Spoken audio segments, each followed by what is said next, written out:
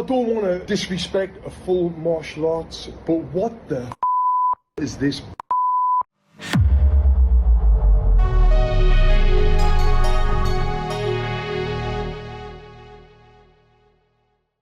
Hey guys, somebody sent this to me.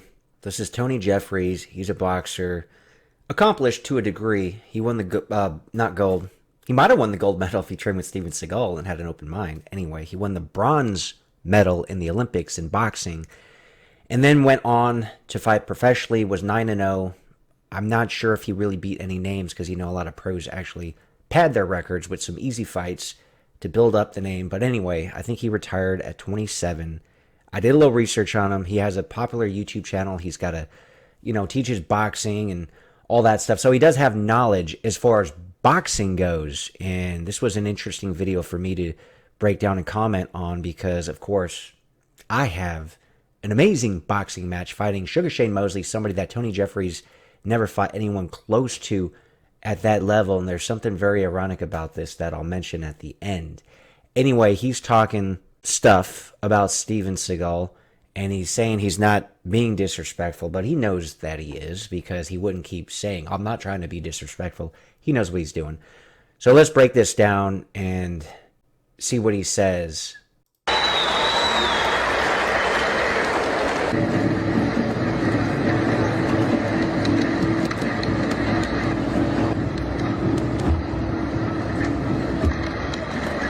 Now, I don't want to disrespect a full martial arts, but what the is this? It's called a demonstration. It's a training drill. There's a lot of training drills that boxers do that look questionable that you can't, do in a real fight. Like hitting a speed bag, for example. There's a reason and a purpose to do that, but you're not going to be doing that in a real fight. So anyway, he's going to talk about how you can't do this technically in a real fight, even though there are a lot of principles and things that you train where you can apply that.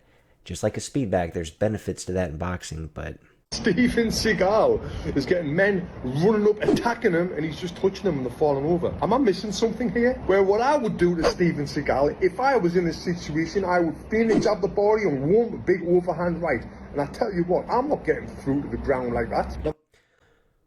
Well, he's thinking from a boxing mindset, so he's going to use his boxing, but Steven Seagal's thinking from a different mindset, and having multiple attackers I don't think would really work if you're just strictly thinking from a boxing mindset. But there's so many other benefits from Aikido in general, including situational awareness, whereas boxing, you're focused on that one man in the ring.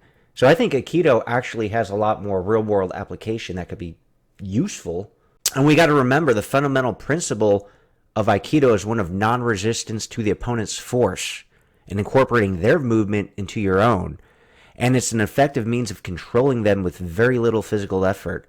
This stems from the philosophy of Aiki, which roughly translates in English as matching energy with the opponent. Now, I am going to train with Steven Seagal to help me beat Sugar Shane Mosley.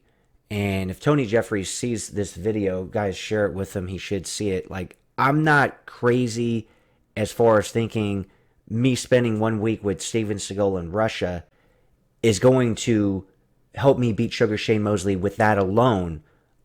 Obviously, I need a lot more than a week of training. I'm doing a full training camp in California with one of the greatest boxing trainers of all time, Phil Polina. And there's going to be a lot of really great guys in the camp. So I'm going to have the, not just the basic, but elite boxing techniques and training going on. And the addition of Steven Seagal into that, even though he's not a boxer himself, I know there are things that can help. There is a reason why really great fighters seek him out, including more recently, or what I say most recently, Alex Pereira, and he got that nice UFC 300 win. Him and his coaches did not seek out Steven Seagal for no reason.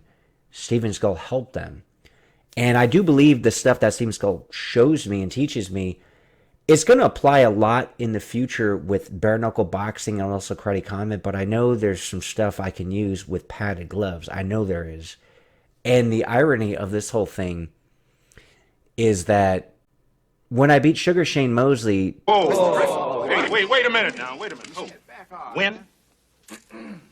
You don't really think you're gonna whip me, now, do you? I think you can speak those things into existence. Like, you can put that in the universe that it's going to be a success, and that people can, and eventually people see it. And I'll obviously give credit to Steven Seagal, the credit that he deserves. And Tony Jeffries never beat anybody like Sugar Shane Mosley. So that'll be quite interesting. I don't want to disrespect a full martial arts, because I'm sure there might be some benefits to it. Now please let me know below, is this just some demo of some BS stuff that they do, or is this like supposed to be real and serious? Because I don't know, and I don't mean to disrespect. I mean, just the reaction in general was disrespectful. So yeah, there are benefits, there are certain things that Aikido brings to the table. For example, it's very effective and generally leaves would-be attackers utterly defeated and generally bewildered as to why.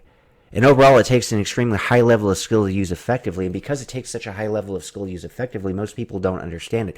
I don't even think most people who want to learn martial arts or self-defense should, initially go into Aikido. There's a reason why all the people who've already really grown as martial artists and become highly skilled, they get into Aikido later because it's such a higher level thing. It also includes methods of baiting your attacker to get the momentum going. There's improved coordination, balance, accuracy, the ability to fall safely, which has real-world applications. I mentioned the situational awareness, the ability to stay calm under pressure, especially in a street fight. Because there's no Aikido tournaments where two Aikido guys are fighting each other, or Aikido guys fighting a kickboxer, boxer, etc. But there's real world applications, and having that situational awareness with everything in your environment, with different places to go, how many people there are, what weapons you can utilize, etc. Thinking all that, not thinking like a boxer, for example, thinking at a higher level as far as street fights go and situational awareness.